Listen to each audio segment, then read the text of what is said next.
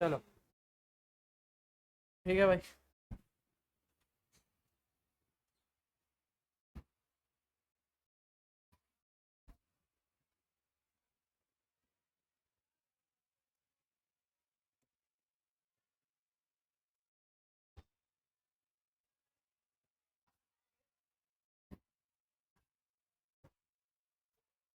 ये क्या है? अरे, ये मुझे ऐसा क्यों फील हो रहा है कि एटॉमिक स्ट्रक्चर का काइनेटिक एनर्जी निकाले हो? तुम ही लोग पढ़े हो क्या? Kinetic energy, force atomic model.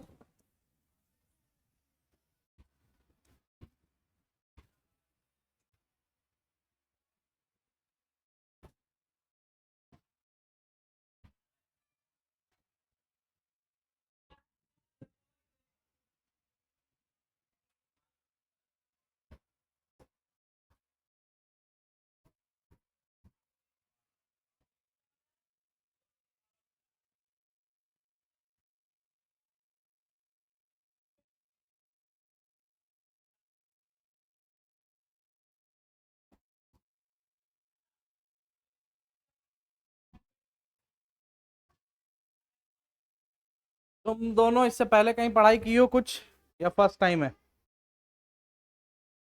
तो बात यह है कि आज के क्लास में आपको तो नया चैप्टर शुरू होगा, फिर भी 60-40 का रेशियो रहेगा, है ना। 60% बातें समझ में आएंगी, 40% ऐसे आएगा और ऐसे कर्व बनाएगा और ऐसे निकल जाएगा, ठीक है। तो उसको समझने के लिए थोड़ा सा आपको एक्स्ट्रा टाइम देना पड़ेगा, मैं बैकअप कवर करवा दूंगा, क्योंकि पिछला हम लोग कितना चैप्टर पढ़ चुके हैं जी?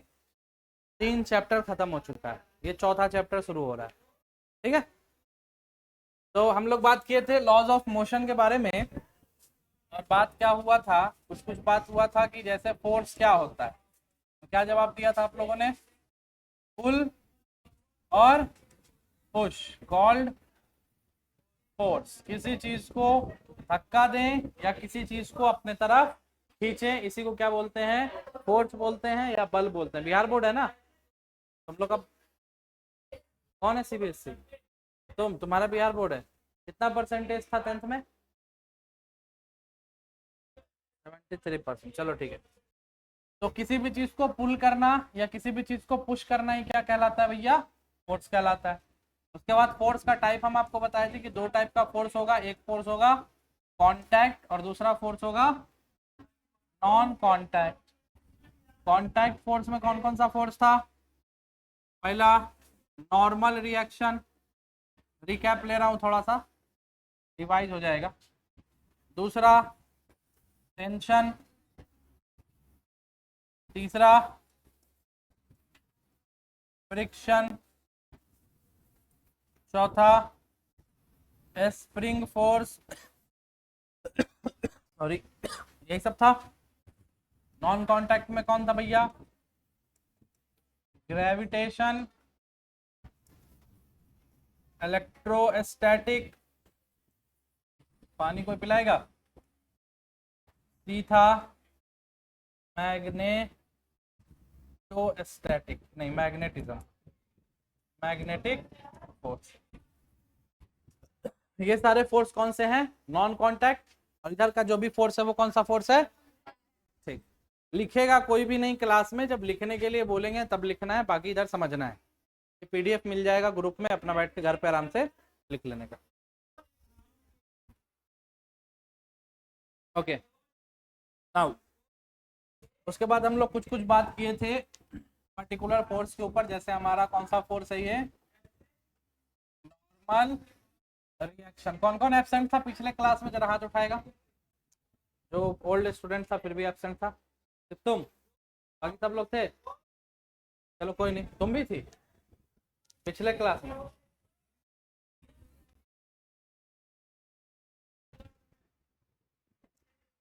तो नॉर्मल रिएक्शन फोर्स के बारे में हमने क्या बताया था कि ये कौन सा फोर्स है? बात ना, एक कॉन्टैक्ट फोर्स है। कॉन्टैक्ट फोर्स का मतलब जो कॉन्टैक्ट से पैदा होगा। कॉन्टैक्ट मतलब किसी चीज को हमने टच किया या कोई किसी चीज के कॉन्टैक्ट में है तो वो फोर्स आता है। अब जैसे मान लीजिए ये आपका एक टेबल है, इसके ऊपर क्या रखा हुआ है? एक बुक। तो बुक टेबल के कॉन्टैक्ट में है कि नहीं है? तो इस बुक ने इस टेबल पर एक फोर्स लगाया होगा, उसी फोर्स को क्या बोलेंगे? Normal reaction force. अब न्यूटन का थर्ड लॉ सबको पता है कि अगर कोई फोर्स लगता है तो उसके अपोजिट में भी दूसरा फोर्स लगता है सेम मैग्नीट्यूड का। तो बुक ने अगर टेबल पर नॉर्मल रिएक्शन लगाया है तो टेबल भी इस बुक पर कौन सा फोर्स लगाएगा? नॉर्मल रिएक्शन फोर्स लगाएगा, इक्वल एंड अपोजिट। और दूसरा इस पर लगने वाला फोर्स कौन सा है? mg। mg का मतलब वेट, और ये वेट लगा कौन रहा है भाई? ग्रेविटेशन। यस और नो? अर्थ अपने तरफ इसको खींच रहा है, कौन से फोर्स से? mg फोर्स से। यही होता है आपका नॉर्मल रिएक्शन फोर्स। दूसरा हमने बात किया था नॉर्मल रिएक्शन के बाद टेंशन पे, इस पर। तो टेंशन फोर्स कब आता है? जब आपका कौन सा केस हो? रोप हो, रॉड हो, स्ट्रिंग हो, इन सब से कोई चीज अगर बंधा हुआ है तो वहां पर जो चीज होगा वो क्या कहलाएगा? मान लो ये बुक है, इसको रस्सी से बांध के हमने लटका दिया, तो इस बुक को नीचे कौन बुला रहा है? mg। और रस्सी है, ये क्या है? रस्सी, रोप। तो जब भी रोप आएगा तो इस पर जो फोर्स आएगा वो फोर्स कहलाता है टेंशन फोर्स। तो टेंशन फोर्स का डायरेक्शन कैसा होता है? तो always away from the body. क्या होता है? Away from the body. Away मतलब दूर जाता हुआ। तो इस बॉडी से जो टेंशन होगा किधर जाना चाहेगा? दूर जाना चाहिए। या दूसरा बताए थे क्या कॉन्सेप्ट? छाता कॉन्सेप्ट। कौन सा कॉन्सेप्ट? यानी अगर आपको कहीं पर भी टेंशन का डायरेक्शन देखना है तो उस पर चढ़ के बैठ जाओ। इस बुक पे टेंशन का डायरेक्शन देखना था, इस बुक पे बैठ गए, उसके बाद छाता खोल दो, छाता किस डायरेक्शन में खुलेगा? ऊपर। तो ऊपर ही किसका डायरेक्शन होगा? टेंशन का डायरेक्शन। ठीक है। अब मान लो इसी में एक रस्सी इधर से बंधा हुआ है, अब यहाँ पर टेंशन का डायरेक्शन बताना है, तो ऐसे बैठ के इधर छाता खोल लो तो टेंशन किधर हो जाएगा? इधर जाना है तो टेंशन किधर हो जाएगा? इधर। नीचे होगा तो टेंशन नीचे। यानी कि ऑलवेज जो टेंशन होगा वो बॉडी से किधर जाता हुआ दिखेगा? अवे, दूर जाता हुआ फील होगा। क्लियर है बात? दूसरा बात क्या बताए थे कि अगर रस्सी चेंज हो जाए, रोप अगर क्या हो जाए, तो टेंशन भी क्या हो जाता है? तो टेंशन भी हो जाता है चेंज। कहने का मतलब ये था कि मान लीजिए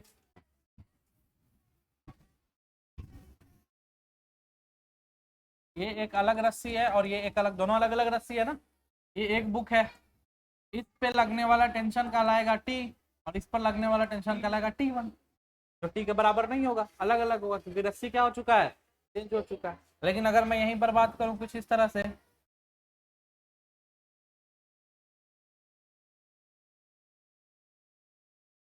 ये भी एक बुक है, ये भी एक बुक है, इस पर लगने वाला टेंशन किधर होगा?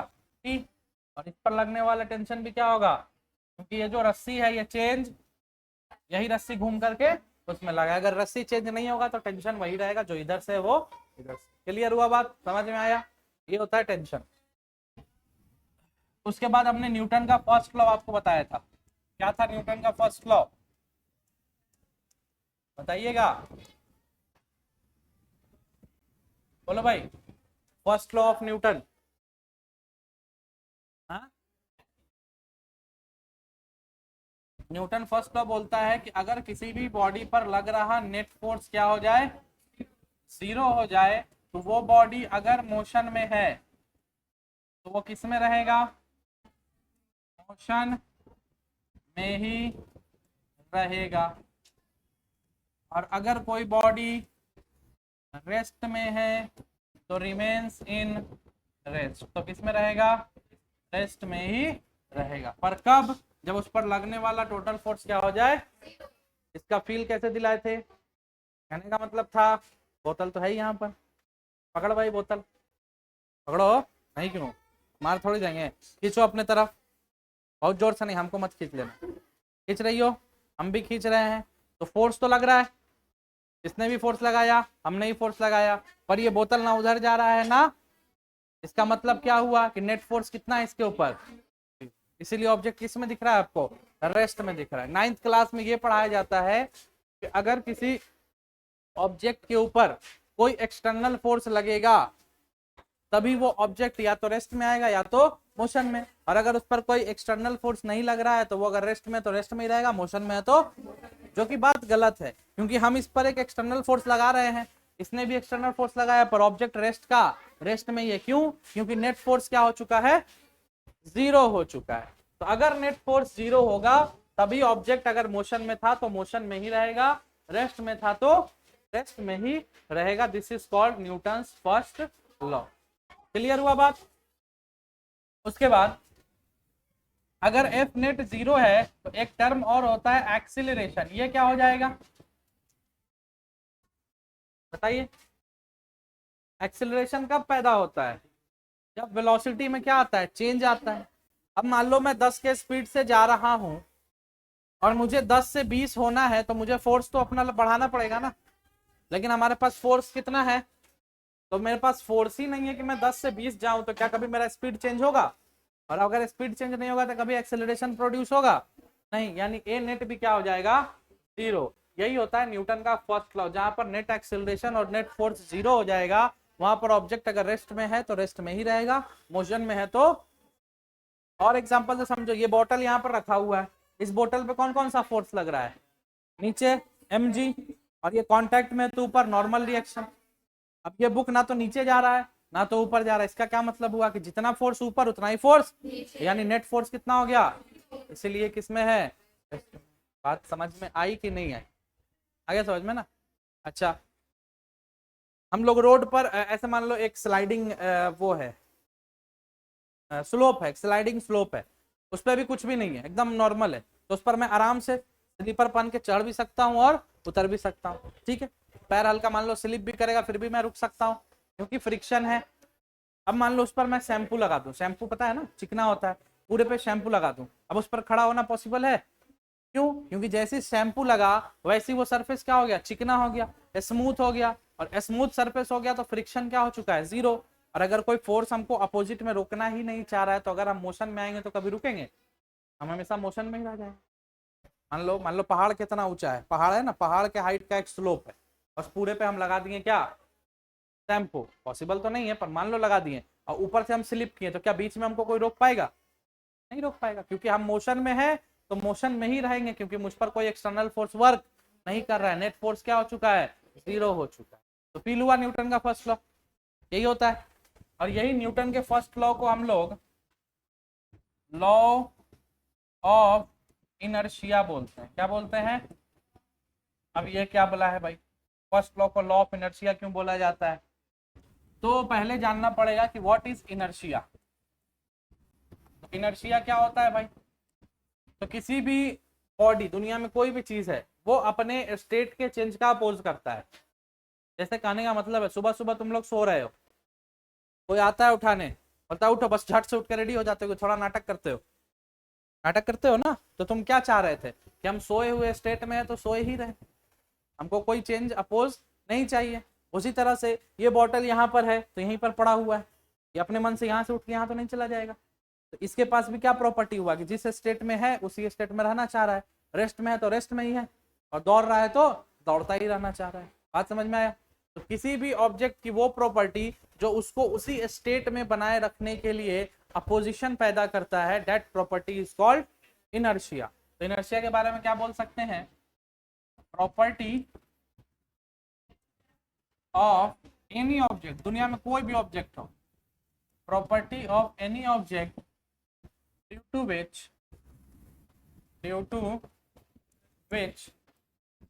it opposes the change in their position। Inertia क्या है? किसी भी ऑब्जेक्ट की वो प्रॉपर्टी है जो उसके स्टेट के पोजीशन के चेंज का क्या करता है? विरोध करता है, अपोज करता है। बात समझ में आया?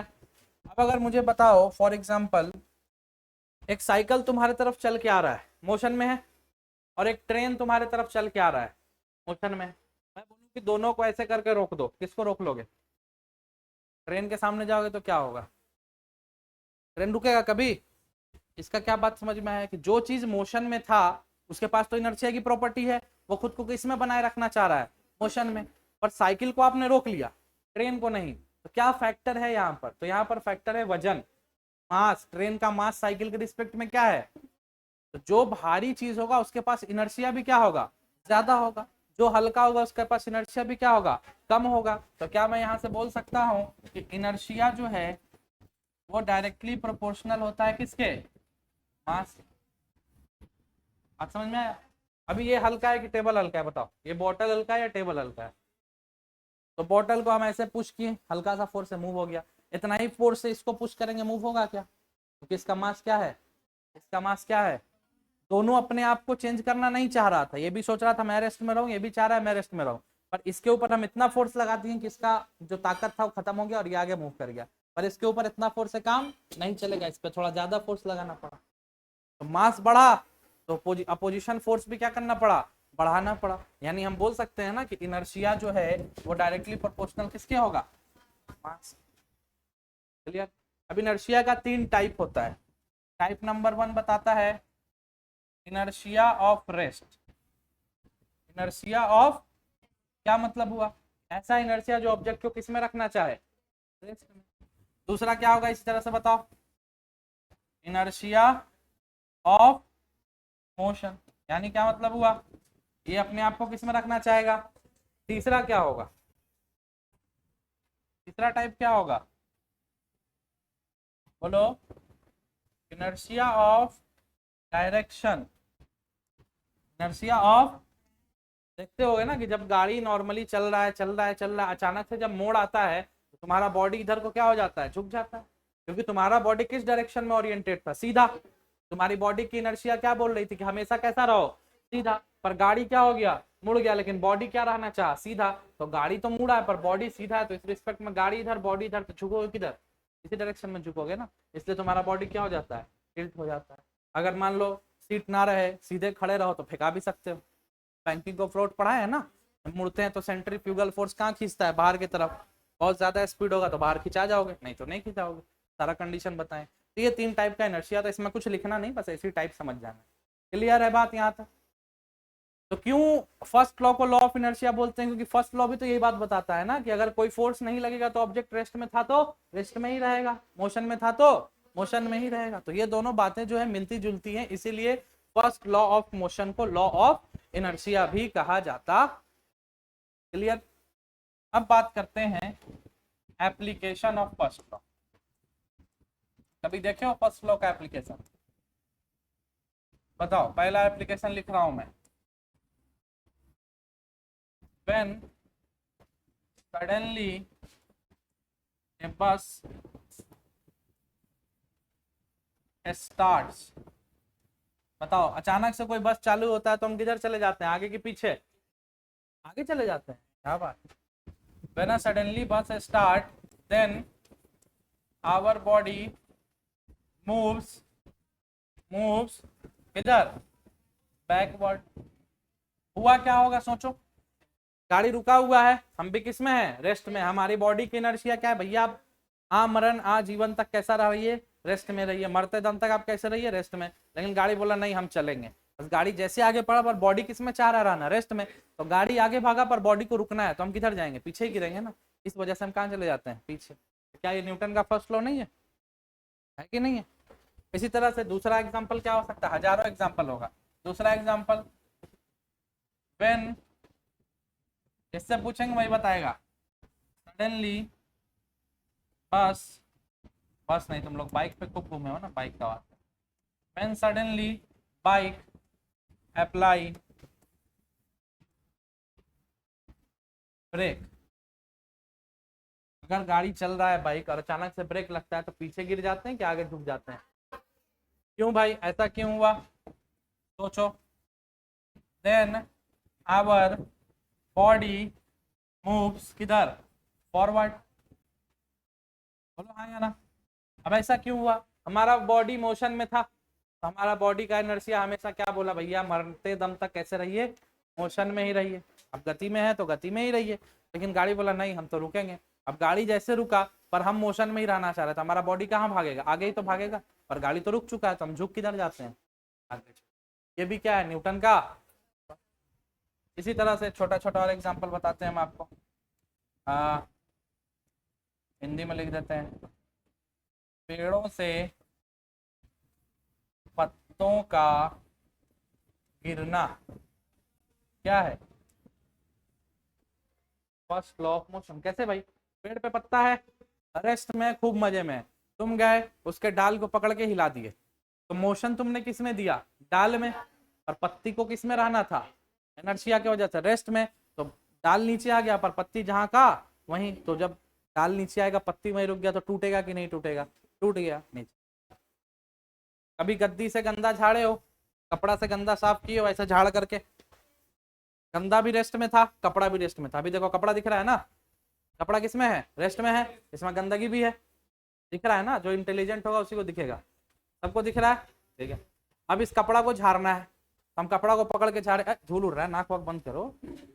तो क्या हुआ, जब कपड़ा में ऐसी जैसे मैंने झाड़ा तो मोशन हमने किसको दिया, कपड़ा को, तो कपड़ा सीधे कहाँ आया, नीचे, पर जो गंदगी था उसका क्या इनर्शिया था, रेस्ट में रहने का, तो वो रेस्ट में रुकना चाह, पर यहाँ पर ये मान लो ये गंदगी है, ये कपड़ा है, कपड़ा नीचे आ गया तो गंदगी तो वहीं रह गया, अब गंदगी हल्का होता है, हम कपड़ा को टान लिए, धीरे धीरे धीरे धीरे गंदा कहाँ चला गया। तो 1 लाख अरब खरब एग्जाम्पल दे सकते हैं न्यूटन फर्स्ट लॉ से, फीलिंग बस इतना है कि जो चीज रेस्ट में है वो रेस्ट में ही रहना चाहता है, जो चीज मोशन में वो मोशन में ही रहना चाहता है, जिस वजह से इनर्शिया का कॉन्सेप्ट आया और न्यूटन के फर्स्ट लॉ का कॉन्सेप्ट आया, इसीलिए इसको क्या बोलते हैं, फर्स्ट लॉ ऑफ मोशन या इनर्शिया। अब हम तुमको थोड़ा सा यूट्यूब भी दिखा ही देते हैं ताकि फील हो जाए, देखे भी होगे आई थिंक रील वील में, देखे होगे नहीं भाई, अरे हाँ या ना तो बोलो, बोलता ही नहीं। हाँ, उसमें लगा दें, फिर खोजना पड़ेगा ना, कुछ और खुल गया तो दिखते हो जाएगा, नहीं खुलेगा पक्का। चल भाई, ये बात भी सही बोला है, ट्राई कर लेते हैं, इसी में दिखाते हैं।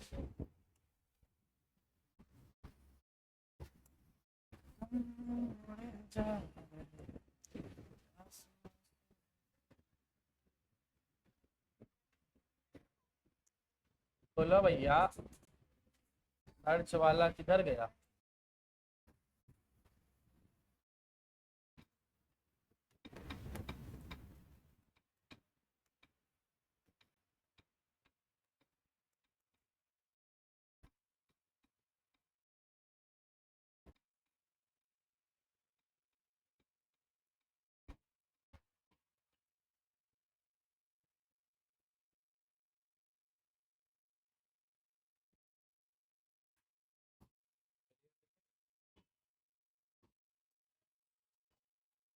देखो, अरे तो पीछे में आ गया, कोई नहीं, पहले देखो दोनों चीज किस में था, इस पर बॉल रखा हुआ है, बॉल भी रेस्ट में, और जिस पर रखा गया है वो भी रेस्ट में, हम सडनली किसको मारे, बॉल को नहीं, बॉल के नीचे मार रहा है, तो ये किस में आया होगा, मोशन में, पर ये इनर्शिया की वजह से किस में रहा होगा, ये आगे नहीं गया होगा, ये कहाँ गिरेगा, वहीं पर गिरेगा, देख, अबे भाई, फील हुआ, मारा वहीं पर, अभी यहाँ पर देखो पत्ता कैसे जहाँ का तहाँ रहेगा, पूरा नीचे गया, पत्ता ऊपर ही था, थोड़ा देर के बाद नीचे आया, क्यों नीचे आया, ग्रेविटी, ये देखो, ये अपनी जगह पर है, पूरा नीचे गया, ये अपनी जगह पर ही है, फिर ऊपर आएगा तब जाकर के सटे, समझ में आया कि नहीं, देखो यहाँ पर क्या है, न्यूटन का, अब रील देखेंगे,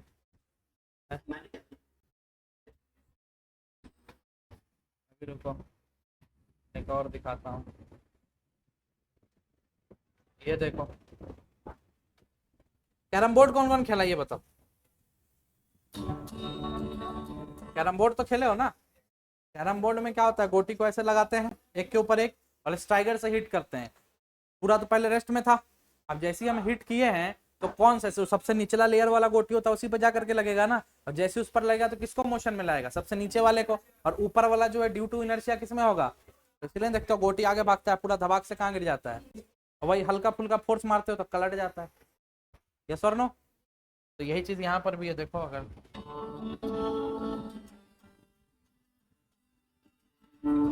आवाज बहुत ज्यादा है यार,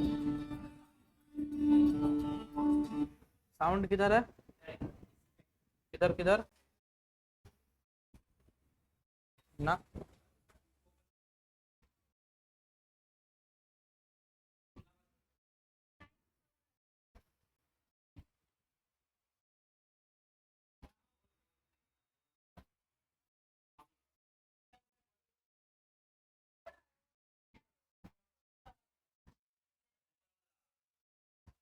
अच्छा कोई बात ना, थोड़ा सा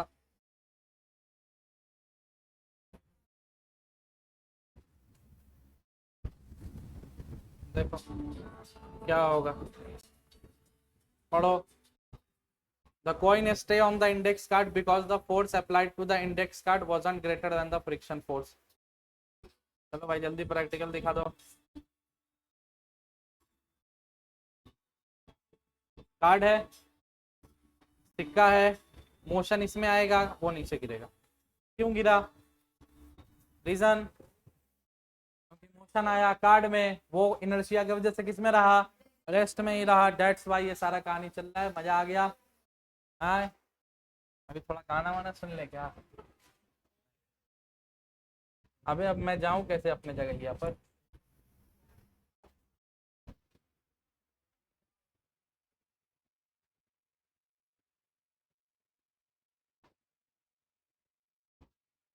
आ गए हो? बात समझ में आ गया, फीलिंग हो गया, फर्स्ट लॉ क्लियर, क्या क्लियर। अब न्यूटन का फर्स्ट लॉ में कुछ क्वेश्चन किए थे हम लोग, अगर आपको याद हो तो। याद है कि नहीं? इक्विलिब्रियम के कंडीशन पे थे, एक आध क्वेश्चन और करके दिखाइए थोड़ा।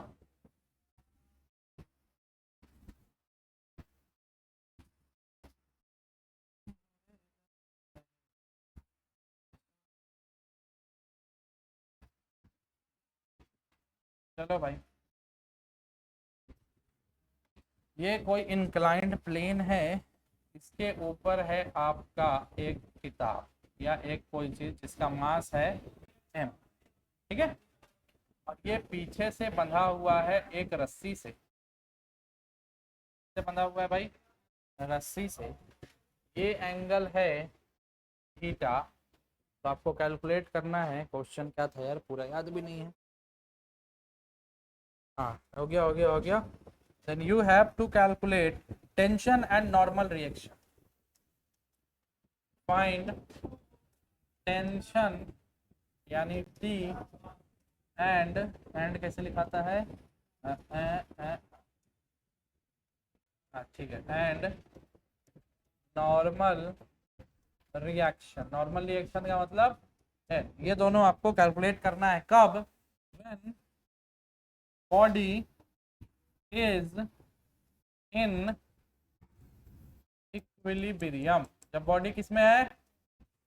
और इक्विलिब्रियम का मतलब F net is equal to 0। ये काम आपको करके बताना है, बताइए। बहुत आसान सा क्वेश्चन है, जिससे बनता है बनाए, जिससे नहीं बनता है इंतजार करें।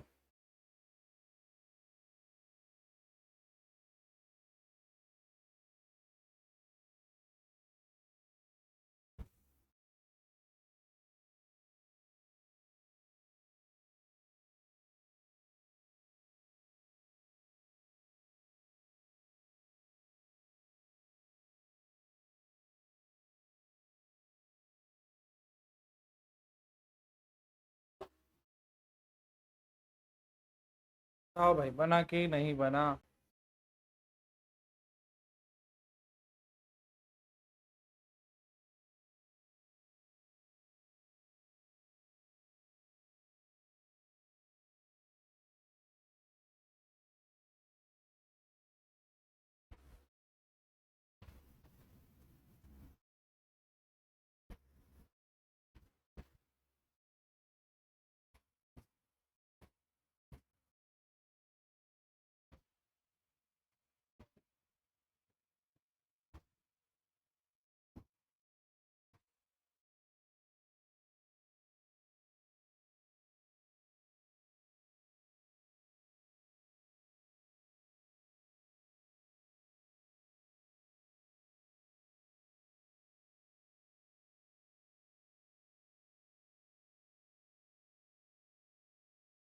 जो आता है, जितना आता है उतना प्रोसीड करो, फिर बताते हैं।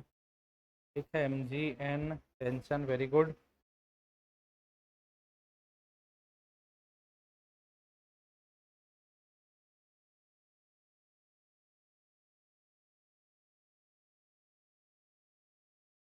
तो जहाँ फिजिक्स के फोर्स में थीटा आ जाए, फिजिक्स के फोर्स चैप्टर में कहीं भी थीटा अगर दे दे, समझना हो तुमसे साइन थीटा कॉस थीटा करवाएगा ना, साइन कॉस करवाए काम नहीं चले।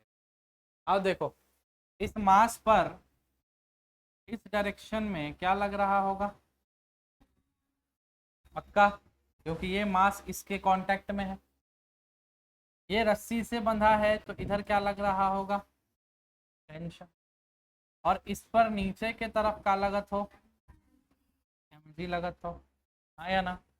अब ये है किसमें, इक्विलिब्रियम में, यानी नेट फोर्स कितना है, यानी इस टेंशन को बैलेंस करने के लिए इधर कोई फोर्स चाहिए, तभी ना ये बराबर ये करके जीरो करेंगे।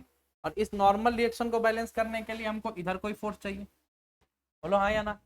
वरना इधर कोई फोर्स है ना इधर कोई, करे क्या। तो अगर ये एंगल थीटा है और ये मान लो कुछ इस तरह से नीचे मैं इसको बढ़ा दूं, ये नीचे क्या लग रहा है, तो ये एंगल कितना होगा, ये 90, ये थीटा, तो दिस वन इज 90 माइनस, और ये mg का दो प्रोडक्ट बना सकते हैं, एक इस डायरेक्शन में और एक इसके 90 डिग्री पर, बोलो हाँ या ना। तुम लोग को नहीं समझ में आएगा पता है मुझे, क्या कर सकते हैं, थोड़ा सा कोशिश करो समझ। तो दो प्रोडक्ट बना mg का in the direction of theta and perpendicular, तो थीटा के डायरेक्शन में क्या लिखते हैं कॉस, और परपेंडिकुलर में साइन, तो यहाँ पर क्या लिखेंगे हम लोग mg कॉस, थीटा की जगह पर 90 माइनस, और इधर क्या लिखेंगे mg साइन 90 माइनस।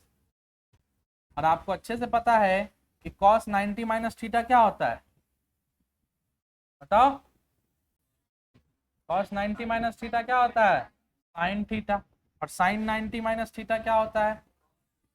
तो क्या मैं ये बात बोलूँ तो कोई एतराज तो नहीं होना चाहिए, एम जी कॉस थीटा, बोलो कोई परेशानी, पक्का, कंफ्यूज नहीं होना, क्योंकि हमेशा पढ़ते आए हो कि जहां से एंगल टच होता है उसमें क्या बनता है, कॉस बनता है, लेकिन जहां से एंगल टच था बना तो कॉस था, लेकिन ड्यू टू एंगल वो किस में कन्वर्ट हो गया, साइन।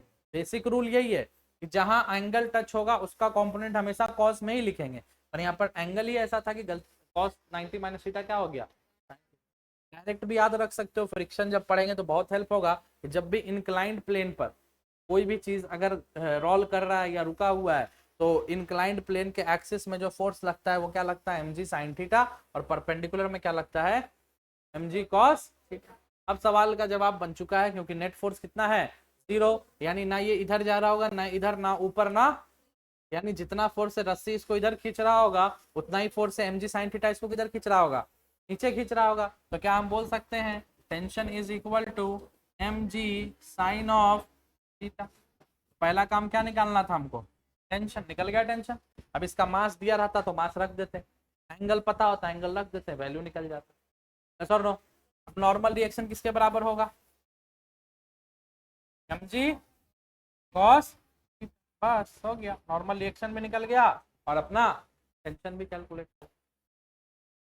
कुछ हार्ड है क्या, समझ में आ गया ना। अगर आ गया तो एक क्वेश्चन देंगे, अभी उसको बनाइएगा,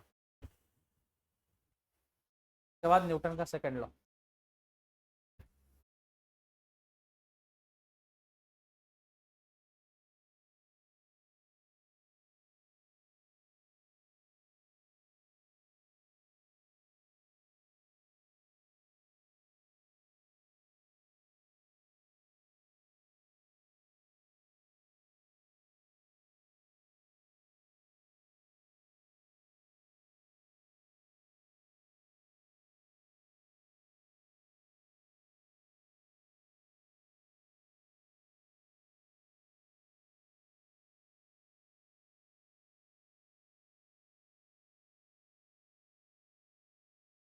चलिए,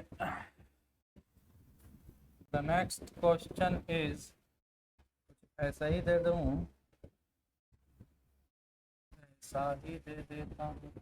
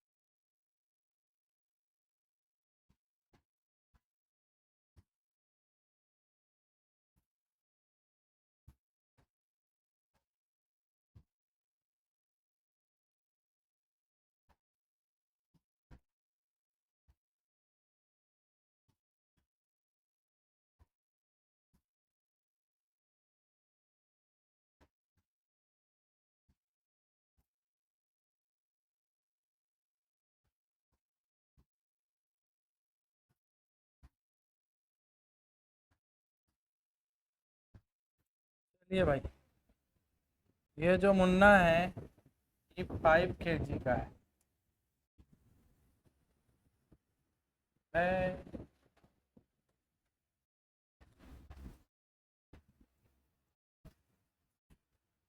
कितना kg है ये? 5। और ये है आपका 3 kg का। ये एंगल है थीटा। देन आपको फाइंड आउट करना है थीटा। ये आपका क्वेश्चन। शानदार फिगर लग रहा है ना? ये पेंटिंगें करते थे हम।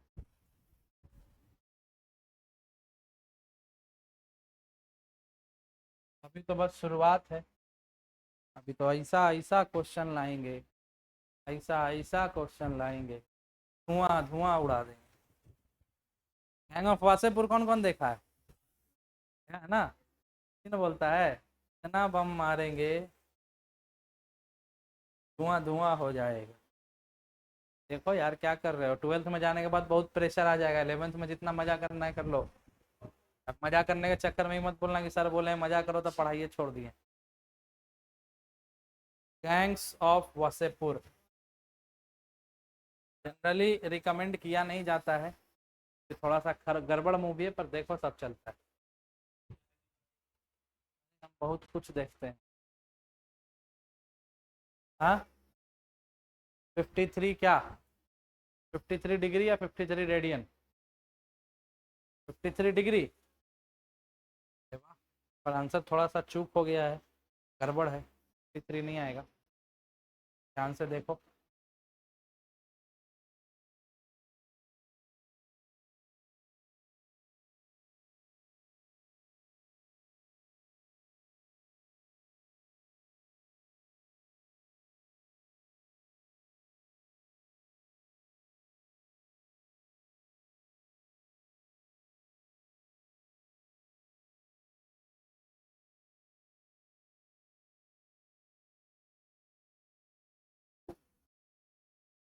फिफ्टी थ्री कैसे आया तुम्हारा, बताओ। What is the procedure? Pythagoras theorem.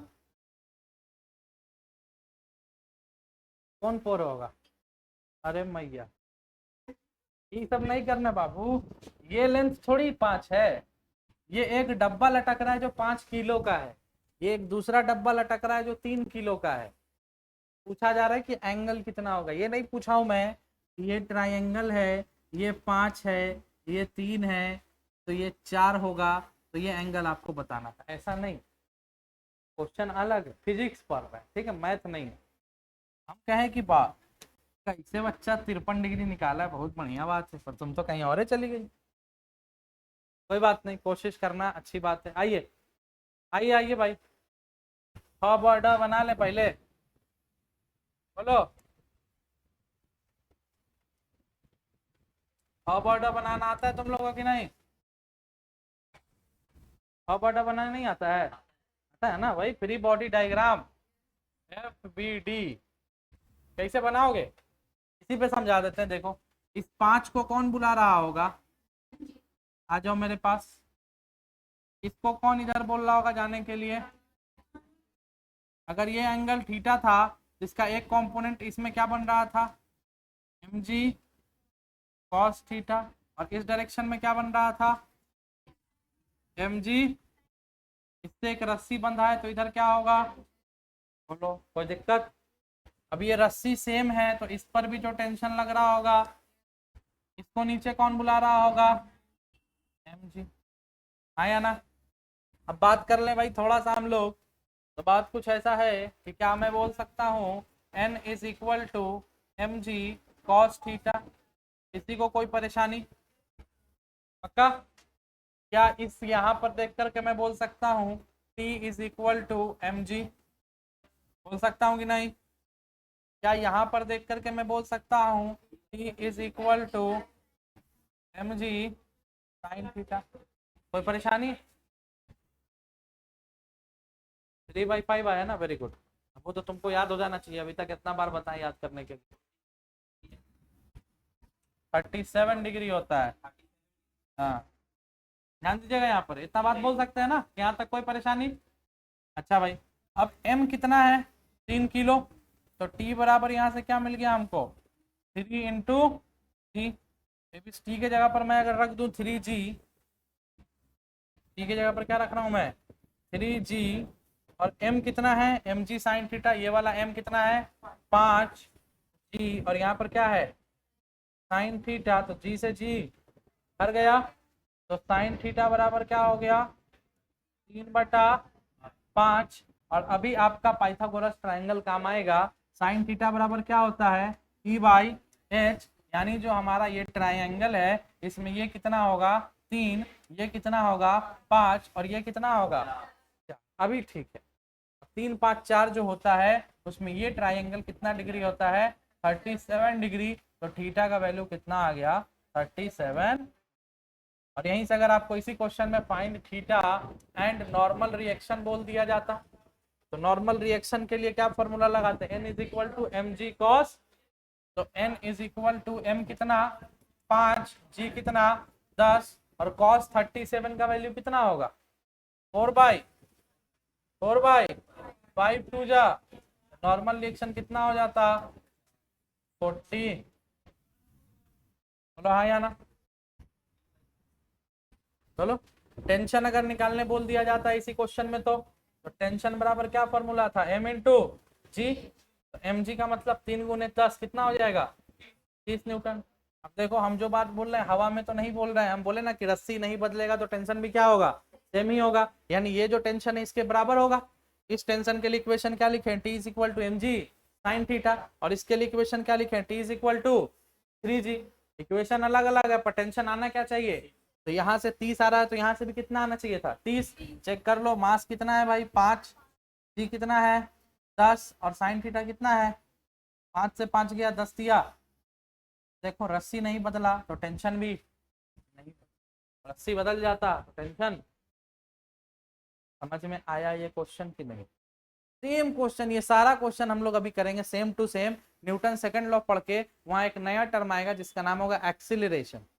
ये इतना तो करना ही करना है, वहां पर एक और नया काम करना होगा, एक्सीलरेशन फाइंड आउट करना होगा। जैसे ये लटका हुआ है तो एक नीचे जा रहा होगा, एक इधर आ रहा होगा, तो नीचे कुछ ना कुछ एक्सीलरेशन से जा रहा होगा, तो क्या एक्सीलरेशन है, क्या टेंशन है, क्या नॉर्मल रिएक्शन फोर्स है, क्या एंगल है, सारा काम फिर से बस एक नया टर्म आएगा, क्या आएगा एक्सीलरेशन, जो कि आज नहीं आएगा, टेंशन नहीं लीजिए। यहाँ तक बात समझ में आ गया, कोई परेशानी पक्का। नेक्स्ट चलते हैं हम लोग न्यूटन का सेकंड लॉ। और एक बात जान लो, जितना डीप एंड डिटेल में हम आपको 11th क्लास पढ़ा रहे हैं इतना डीप एंड डिटेल में कहीं नहीं पढ़ाया जाएगा। अगर इसको कहोगे सेल्फ तारीफ कर रहा हूँ तो ठीक है, तारीफ ही सही, पर कोई कोचिंग उठक लो, कोई यूट्यूब उठक लो, इतना डिटेल में आपको लेकर के नहीं जाएगा। बोर्ड के लिए, मेंस एडवांस में तो और अंदर घुसूंगा मैं, बोर्ड के लिए इतना कोई सीरियस होकर के आपको नहीं पढ़ाएगा, कोई डीपली लेकर के नहीं जाएगा, क्योंकि बोर्ड में इतना डीप क्वेश्चन आता ही नहीं है। बोर्ड में सीधा पूछेगा what do you mean by Newton first law, why it is called Newton's law of inertia, what is the application of first law. कभी भी वो क्वेश्चन ऐसा टेढ़ा मेढ़ा इधर इधर उधर लटका है कुछ नहीं पूछेगा। और तुम लोग को समझ में आ रहा है तो मैं पढ़ा रहा हूँ, नहीं समझ में आएगा तो मैं भी स्किप करने लग जाऊँ। ठीक है, कोशिश कीजिए समझते हुए पढ़ना है। अब न्यूटन सेकंड लॉ क्या होता है बताइए। न्यूटन सेकंड लॉ बोलता है rate change of momentum is equal to the force applied with respect to time। Momentum का चेंज टाइम के रिस्पेक्ट में क्या बताता है, फोर्स बताता है। तब बोलोगे कि सर व्हाट इज मोमेंटम, तो 9th क्लास में तो पढ़े होगे, इसका हिंदी बता दूं, इसका हिंदी होता है संवेग। क्या होता है बताइए, संवेग क्या होता था बोलो। एक्सेलरेशन मतलब त्वरण होता है, वेलोसिटी मतलब वेग होता है। अच्छा कोई बात नहीं, संवेग या मोमेंटम पढ़े होगे ना 9th में, तुम लोग सीबीएसई बोर्ड पढ़े हो, कभी नाम सुने हो? क्या होता है मोमेंटम? याद नहीं, कोई बात नहीं, अभी से याद हो जाना चाहिए। मोमेंटम को पी से दिखाते हैं। P is equal to formula होता है m into V. m into m क्या है? मास है। v का है वेलोसिटी है। तो मास इंटू वेलोसिटी क्या देता है? अब यहीं पे थोड़ा सा बात कर लेते हैं। कैसन क्वांटिटी होगा ये मोमेंटम? स्केलर या वेक्टर? भाई क्योंकि ये स्केलर है और ये वेक्टर है, स्केलर में वेक्टर का मल्टीप्लाई करो वेक्टर ही रहता है। ये कैसा क्वांटिटी होगा? यूनिट बताओ जरा। यूनिट, मास का यूनिट क्या हो गया? केजी, वेलोसिटी का मीटर पर। डायमेंशन भी बता ही दो लगे हाथ। डायमेंशन क्या होता है? मास के लिए m और वेलोसिटी के लिए lt माइनस, याद रखिएगा, lt माइनस, ये डायमेंशन है, ये यूनिट है, ये क्वांटिटी है, ये फॉर्मूला है, ये मोमेंटम है। क्लियर? अब इसी मोमेंटम का चेंज क्या देता है हमको? ये कौन बोला? कौन बोला ये बात? न्यूटन बोला। कौन बोला? तो यानी मैं बोल सकता हूं F is equal to change in momentum को कैसे लिखते हैं? Delta P with respect to time. यही क्या देगा हमको? फोर्स देगा। पर ऐसा तो कुछ हम लोग पढ़े ही नहीं है। हम लोग क्या पढ़ते हैं? न्यूटन का सेकंड लॉ, F बराबर ए में, यही में, ए में, है ना? F is equal to M में। गाँव में सब बोलता है कि नहीं इसे? ए में है, ओ में है, वही वाला ए में, ए में, एम इंटू ए। पर न्यूटन तो कुछ और बोल के मर गया। चेंज इन मोमेंटम न्यूटन कभी नहीं बोला F बराबर एम में, अपने रूल में कहीं नहीं ऐसा लिखा है। उसने क्या बोला? F is equal to delta P by delta T, change in momentum with respect to time. Clear है बात? तो यहां से यहां जाने का सफर क्या है? दो तरह से मैं आपको बताऊंगा। पहला है फर्स्ट मेथड। फर्स्ट मेथड से हम निकालते हैं force is equal to delta P by delta T. मान लीजिए कि ये एक गोला है जिसका मास कितना है? m है। ये बड़े मजे से v वेलोसिटी से मूव कर रहा है, और यहाँ पर एक और गोला है जिसका मास m है, वो इधर को आराम से v वेलोसिटी से ये भी मूव कर रहा है। ठीक है, या ऐसे समझ लो, और आसान कर देता हूँ। ये मान लो स्टार्टिंग में जिस वेलोसिटी से चला उसको क्या बोल रहा हूँ मैं? u, और फाइनल कुछ देर के बाद उसकी वेलोसिटी क्या हो गई? v। यानी स्टार्टिंग में रेस्ट पे था, धीरे धीरे बढ़ा, 20 के स्पीड से चल रहा था, अचानक से इसको लेट हुआ, घर पहुंचना था, तो कितना स्पीड हो गया? 40। यानी वेलोसिटी चेंज कर दिया, u से क्या हो गया? v। मास तो नहीं बदला, और यहाँ से यहाँ जाने में कुछ ना कुछ क्या लगा होगा? टाइम तो लगा होगा। अब बताइए इनिशियल मोमेंटम कितना होगा? इनिशियल मोमेंटम कितना होगा? मोमेंटम बराबर मास इनटू वेलोसिटी। यहाँ पर वेलोसिटी कितना है? u है। तो इनिशियल मोमेंटम क्या हो गया? p बराबर mu। दूसरा, अगर मैं फाइनल पूछूं तो बताओ, फाइनल मोमेंटम क्या होगा? p is equal to mass finally क्या है? m ही है, और फाइनल वेलोसिटी क्या हो चुका है? क्लियर हुआ ये बात कि नहीं? अब मेरे को ये बात बताओ, हमारे पास है 10 रुपया, हमारे पास है 5 रुपया, कितना का डिफरेंस है? कितना का चेंज है? चेंज कितना का है? चेंज मतलब अंतर। चेंज मतलब वो नहीं कि एक का छुट्टा कराने चले गए। चेंज मतलब अंतर। कितने का चेंज है? मेरे से तुम्हारे में कितने का चेंज है? मेरा हाइट है 6 फीट, तुम्हारा हाइट है 8 फीट, कितने का चेंज है? 2 फीट, है ना? क्लियर हुआ बात? उसी तरह से चेंज निकालते कैसे हैं? एक से दूसरे को माइनस करके, कहीं पर भी। तो यहाँ पर भी अगर चेंज इन मोमेंटम हमको निकालना है तो हमको क्या करना पड़ेगा? फाइनल मोमेंटम से इनिशियल मोमेंटम को क्या करना पड़ेगा? हटाना पड़ेगा। बोलो हाँ या ना? अब बताओ, F is equal to final momentum क्या है? m into U, sorry m into V. Final momentum तो यही है ना, m into V, minus initial momentum क्या है? m इंटू यू, और किसके रिस्पेक्ट में भाई? तो F इज इक्वल टू, क्या मैं यहाँ से m कॉमन ले लूं तो क्या बचेगा? v माइनस यू बाई, ये किसका फॉर्मूला होता है? p minus you by T क्या देता है? एक्सेलरेशन। यहाँ से हमको क्या मिल गया?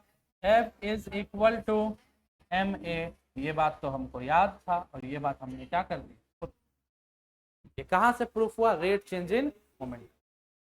ये तो एकदम बुतरू बच्चा वाला क्वेश्चन होगा, डायरेक्ट एग्जाम में आएगा आपसे कि मास इतना है, एक्सेलरेशन इतना है, फोर्स बताइए।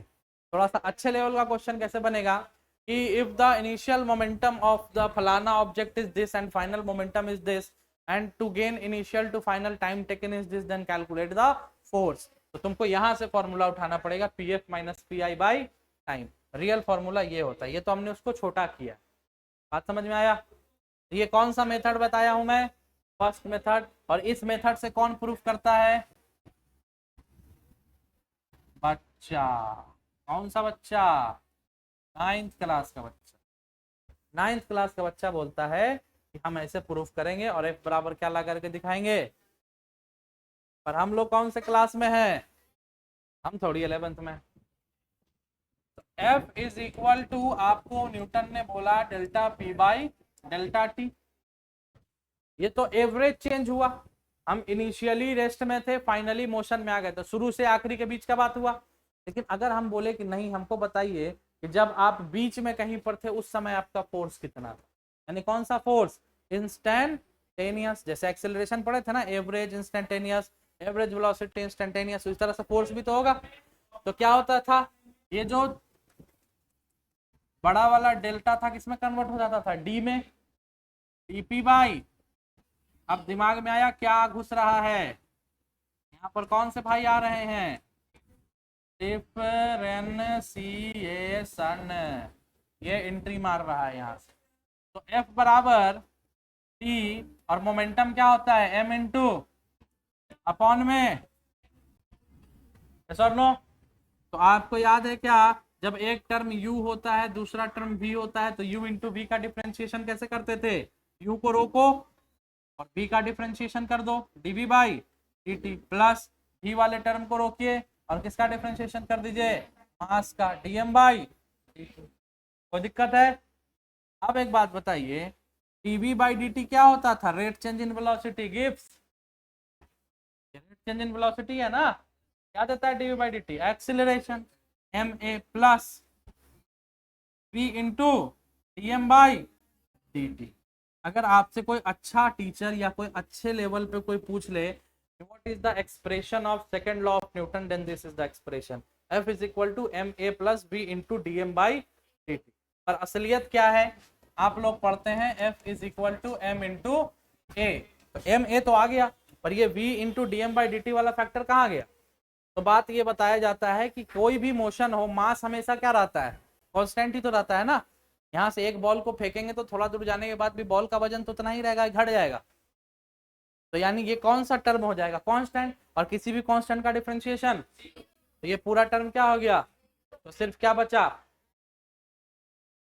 बट जरूरी नहीं है कि मास हमेशा कांस्टेंट। ये एडवांस बात। रॉकेट के बारे में कभी फिल्म उलिम में देखे हो? रॉकेट कितना लंबा रहता है? बहुत लंबा। लेकिन कुछ ऊंचाई के जाने के बाद उसका कुछ पार्ट खुल जाता है, कुछ ऊंचाई के बाद कुछ और पार्ट खुल जाता है, कुछ ऊंचाई के बाद कुछ और पार्ट खुल जाता है। यानी मास में भी चेंज आ रहा है कि नहीं आ रहा है? तो अब यहाँ पर तो हम नहीं बोल सकते हैं कि मास कांस्टेंट है, हाँ या ना? तो जो रियल फोर्स, जो रियल आपका न्यूटन का सेकंड लॉ वो ये है। पर इसको हम लोग अपने छोटे मोटे काम में, छोटे मोटे क्वेश्चन में इसको इग्नोर कर देते हैं। क्यों? क्योंकि मास जनरली क्या होता है? कांस्टेंट होता है। बाइक चले, कार चले, पार्ट खुल जाता है क्या उसका? होता ना, मत घुसो। गाड़ी चल रहा है तो गाड़ी का मास हुआ, पेट्रोल का मास नहीं हुआ। अब इसका क्या मतलब हुआ? तुम गाड़ी चला रहे हो, तुम्हारे पापा चला रहे हैं, तो पापा का मास अलग है, तुम्हारा मास अलग है। मैं वेट बोल रहा हूँ कि मास बोल रहा हूँ? माइनर चेंज पे फर्क नहीं पड़ता है, मेजर चेंज का बात कर रहे हैं। माइनर चेंज क्या? अब तुम गाड़ी चला रहे हो, उस पर मक्खी आके बैठ गई तो उसको भी नापोगे कि मक्खी का वजन कितना है? तब तो फिर पढ़ लिए फिजिक्स, पढ़ लिए केमिस्ट्री। इतना डिटेल में तो साइंटिस्ट भी नहीं जाता है। गाड़ी चला रहे हैं, यहाँ से वहां गए, मक्खी बैठ गई तो न्यूटन का ये वाला लॉ लगा दिए। आगे गए, मक्खी उड़ गई तो न्यूटन का कोई और लॉ लगा दिए। अरे भाई, तो गाड़ी के रिस्पेक्ट में पेट्रोल का वेट कितना है?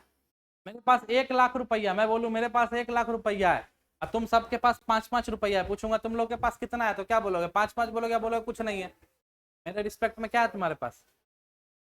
मेरे पास 1 लाख है, तुम्हारे पास 5 रुपया है, तो कोई कंपैरिजन है कुछ? नहीं है ना, बोलो कुछ भी नहीं है। अब उस तरह से पेट्रोल 1 लीटर, मान लो 1 kg का पेट्रोल है, और गाड़ी कितना kg का होता है? 100 किलो।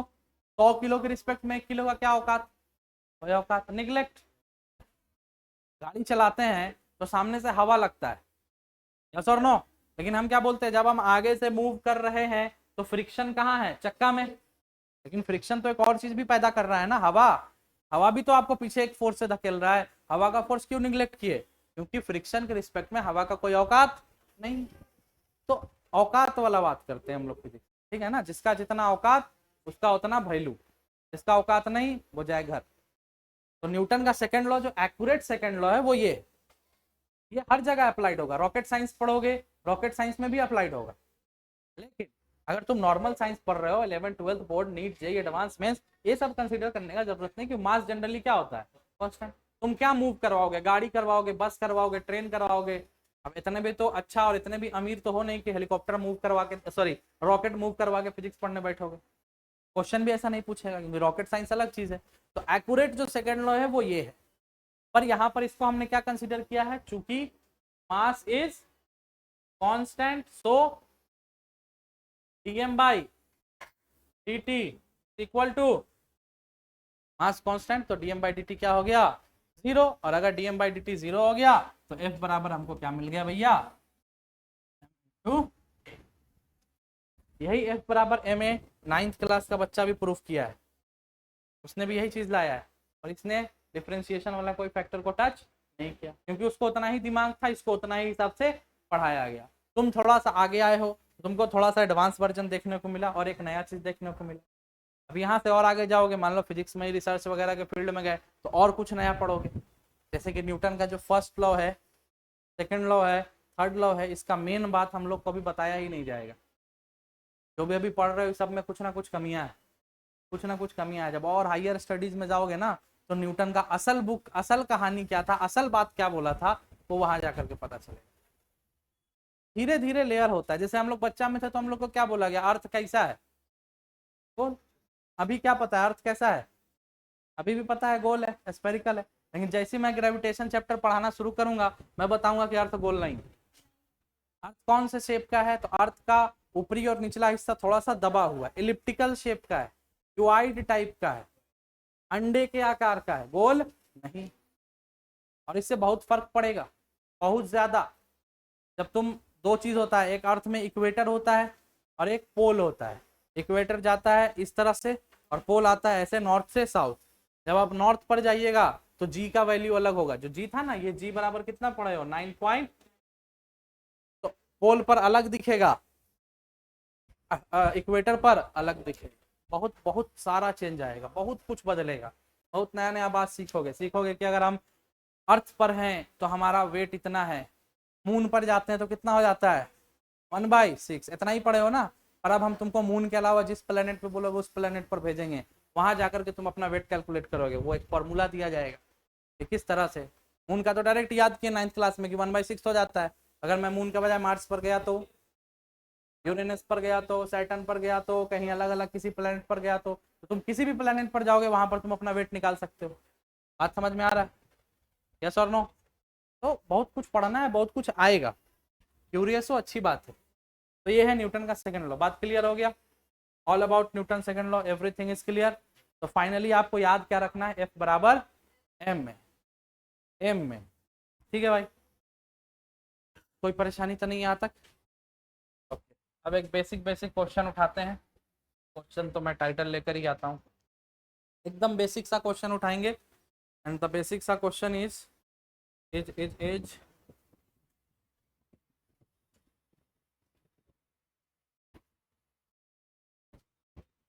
ये रहा क्वेश्चन, आप लोग बताइएगा।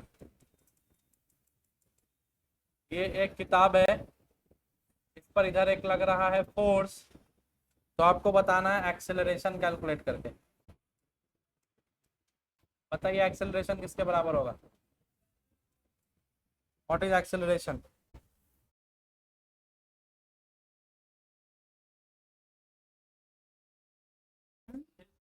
इधर फोर्स लगा रहे, इधर से खींच रहे हैं किताब, तो एक्सेलरेशन क्या होगा?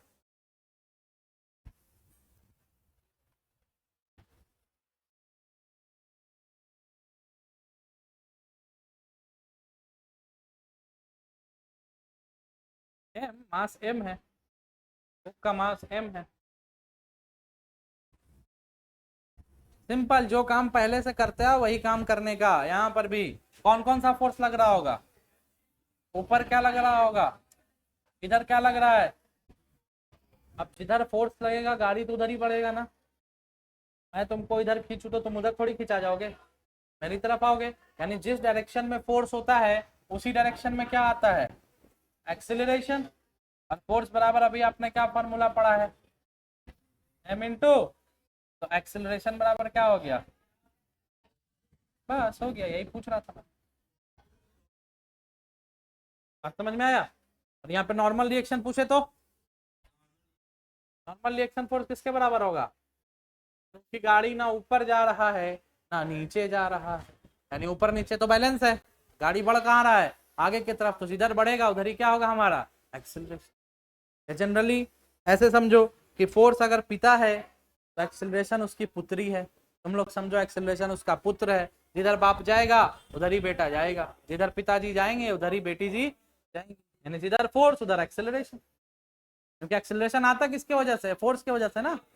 बात समझ में आया कि नहीं? अगला क्वेश्चन, नेक्स्ट क्वेश्चन, ये रहा बुक। एकदम बेसिक से आगे बढ़ाएंगे हम बातों को, कंफ्यूज नहीं होइएगा। इसका मास है m, इधर लग रहा है फोर्स F2, इधर लग रहा है फोर्स F1, और बोला गया है कि F2 बड़ा है F1 से। F2 is greater than F1, then acceleration calculate कीजिए। अब ये किताब पर दो फोर्स लग रहा है, एक F2 इधर, F1 इधर, और F2 F1 से बड़ा है। बताओ, अब सबसे पहले हमको बता दो एक्सेलरेशन किधर होगा? मेरे लेफ्ट साइड या मेरे राइट साइड? मेरे लेफ्ट या मेरे राइट? ये क्या है, ये क्या है मेरा लेफ्ट? लेफ्ट, ये राइट है। इधर हो, क्योंकि ये फोर्स बड़ा है तो एक्सेलरेशन का डायरेक्शन तो भैया ये बात तो हमको पता है। अब अगर इधर एक्सेलरेशन हुआ तो बड़ा फोर्स कौन है? F2। अच्छा, इस पर और कौन कौन सा फोर्स लग रहा होगा? mg, और बहुत ध्यान से समझना। तो यहाँ से एक इक्वेशन में बोल सकता हूँ n बराबर mg, कोई परेशानी है क्या? और क्या मैं ऐसे बोल सकता हूँ F2 माइनस F1 बराबर ma? बहुत ध्यान से, यही चीज समझ में नहीं आता है ज्यादा। F2 माइनस, इधर से लग रहा है 20, इधर लग रहा है 10, तो टोटल फोर्स कितना लगा? कैसे निकाले? F2 से F1 को घटा के, तो इसीलिए लिख दें F2 माइनस, और F बराबर होता क्या है? m इंटू ए, तो m और इंटू F2 माइनस F1 बराबर m इंटू।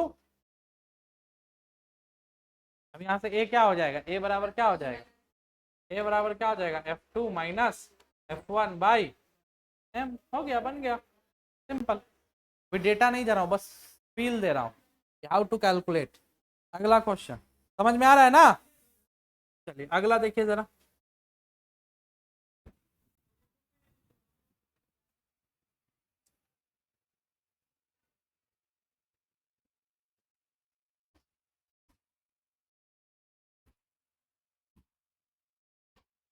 चलो, बना वो एक्सेलरेशन। ये तो चीटिंग है, दो हल्का हल्का देके को सीधा एंगल डाल देते हैं। बनाओ, पुराना तरीका याद होगा, तुरंत बनेगा, खट खट।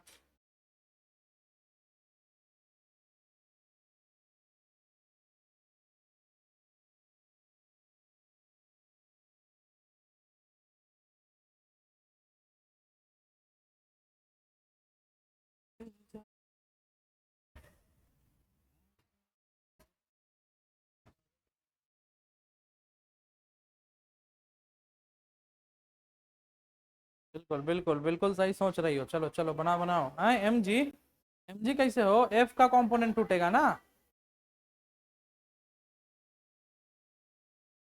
हाँ वेरी गुड। और 90 डिग्री पर नहीं जाएगा, खाली कॉस थीटा साइन थीटा नहीं जाएगा उसका।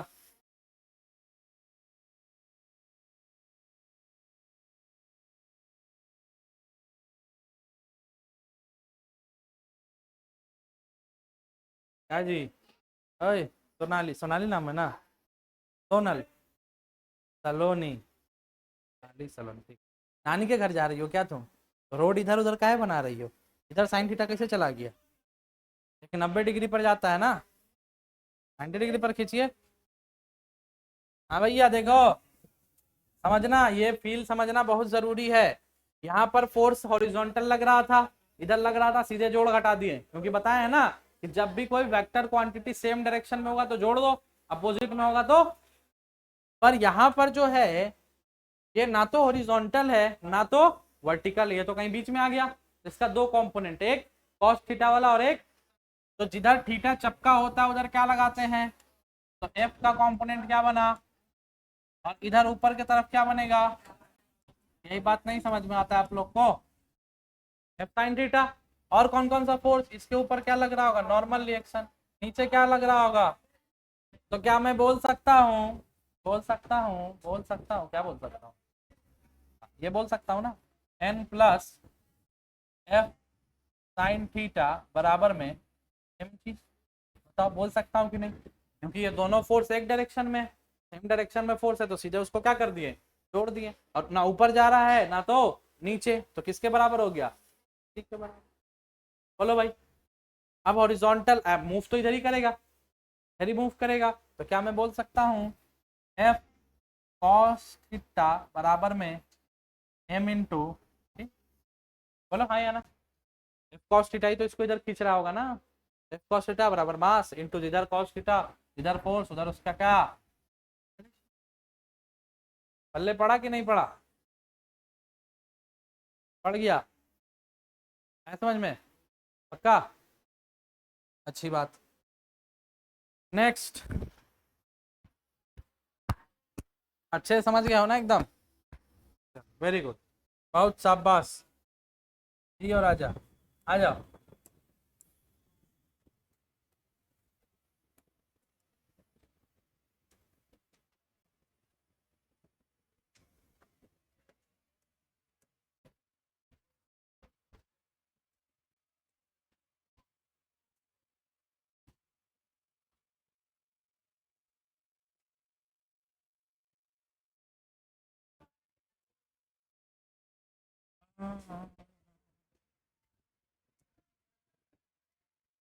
बहुत ही ध्यान से नजरें डालिए और कुछ इस तरह से डालिए, कुछ ऐसा है और कुछ ऐसा।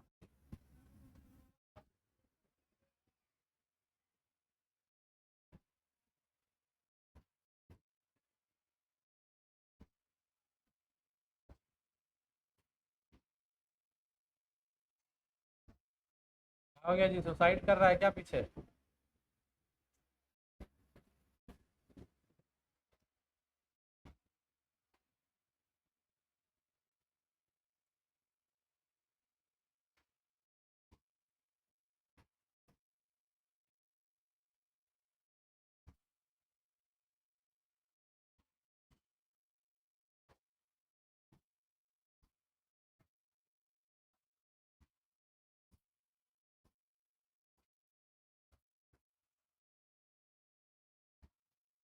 चलो, तो मेरे को नॉर्मल रिएक्शन और एक्सीलरेशन कैलकुलेट करके बता दो।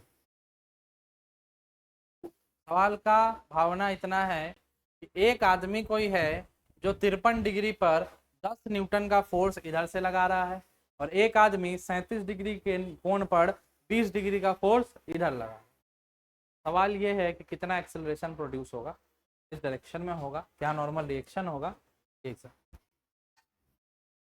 हम थोड़ा बैठ जाते हैं ना, हार्ट अटैक हमको आ जाएगा। चलो बनाओ जल्दी से, कुछ नहीं तो कंपोनेंट तोड़ना सीख जाओ, वही सबसे बड़ा खेल है। कितना टाइम हो गया भाई, टाइम बड़ा जल्दी भाग जाता है।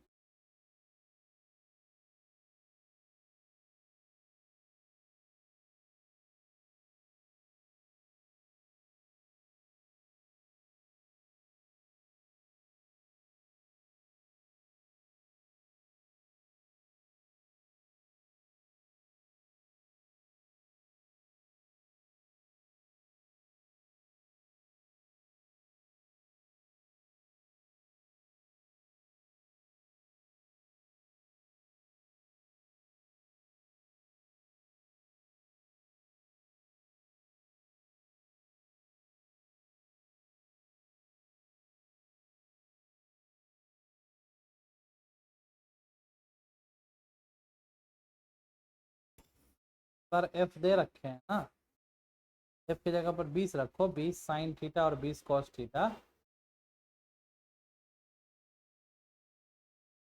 इस तरह से उसका कंपोनेंट तोड़ो 20 न्यूटन वाले का।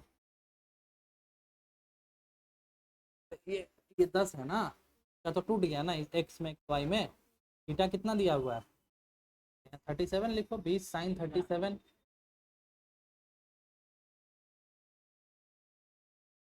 तो 20 कॉस 37। इधर से जो फोर्स लग रहा है उसका इस डायरेक्शन में फोर्स कितना होगा, जिधर एंगल सटा हुआ है, इधर एंगल टच था तो इसको क्या लिखियो 20 कॉस, इधर एंगल टच है तो इसको क्या लिखोगे 10 कॉस 53 तो लिखो।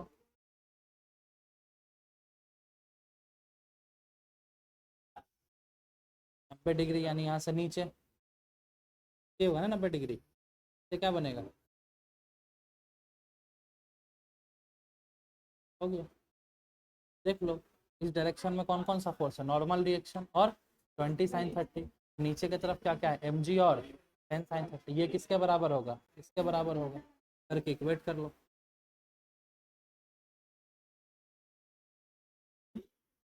एम जी के साथ तरफ और कोई फोर्स नहीं है, ये भी तो उधर ही जा रहा है ना, ये दोनों जुटेगा ना। जी प्लस 10 साइन 53 डिग्री बराबर, हाँ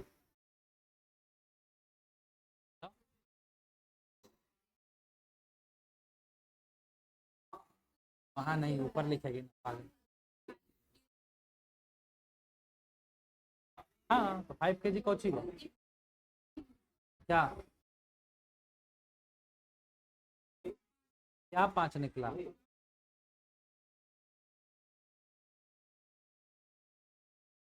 दो चीज आपको निकालना है, एक नॉर्मल रिएक्शन निकालना है, एक एक्सेलरेशन। तुम्हारा क्या निकल रहा है बताओ, बनाएंगे तो चेक करेंगे। हाँ 3 पॉइंट हो सकता है, कोई ठीक नहीं है। आइए एकदम सिंपल सा कहानी है, एकदम आराम से समझते हैं, ध्यान दोगे इधर सारे लोग। ऊपर क्या मालूम भैया, थोड़ा सा रुक जाओ। ऊपर क्या लग रहा है तो ध्यान से समझना, ये एंगल से टच्ड है तो यहाँ पर क्या लिखेंगे कॉस थीटा।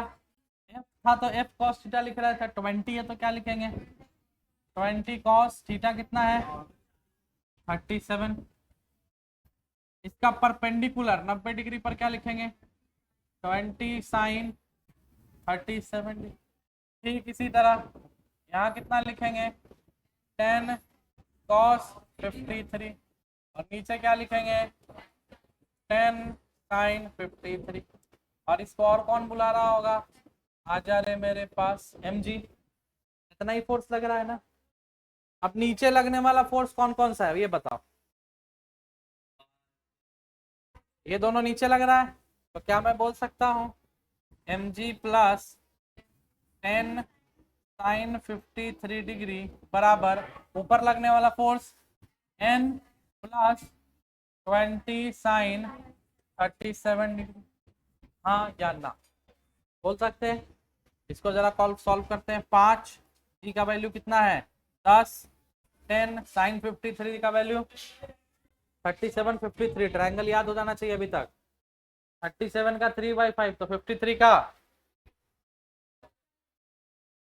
n पता नहीं 20 और इसका कितना हो जाएगा 3/5 4 जा 5 2 जा 50 और 8 58 n प्लस 4 तिहाई तो n बराबर 58 माइनस 12 कितना हो जाएगा 36।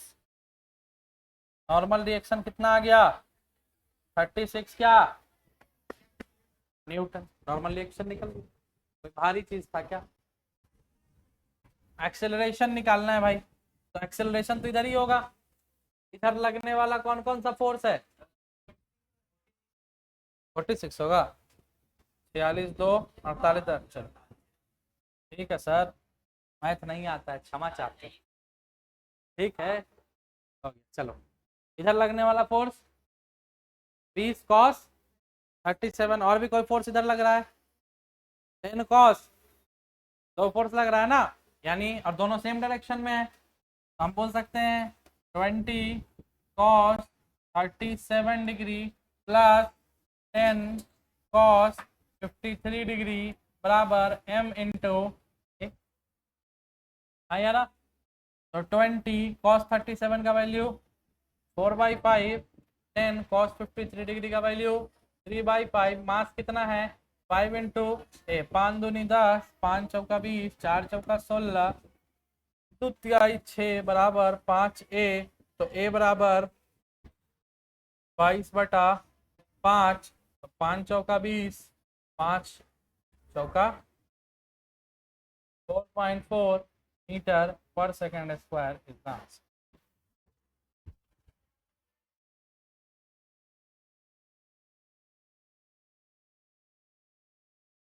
है।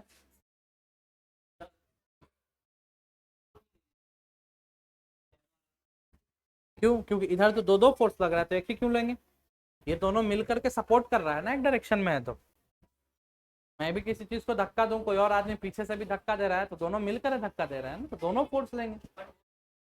कौन खींच रहा है,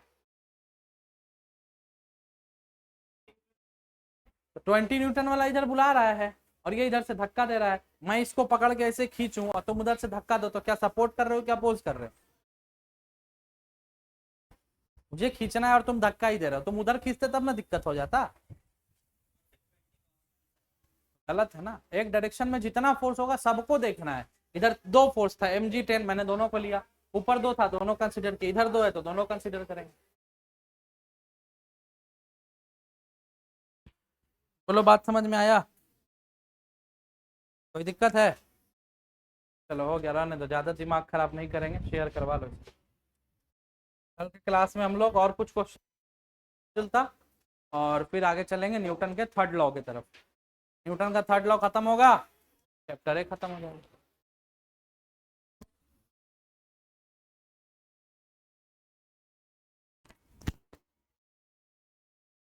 फोर्स का एटॉमिक मॉडल कोई बताएगा हमको।